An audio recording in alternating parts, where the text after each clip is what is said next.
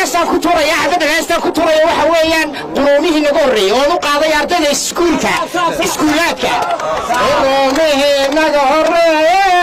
wax kaan cunaamu lahayne qarnigan maanta aynu joognana dhammaantii waa qaldaano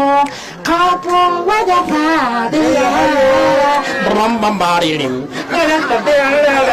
wala ardaya xisabanow quluubaha waa u qaldaanow ana waxu qabanlaaye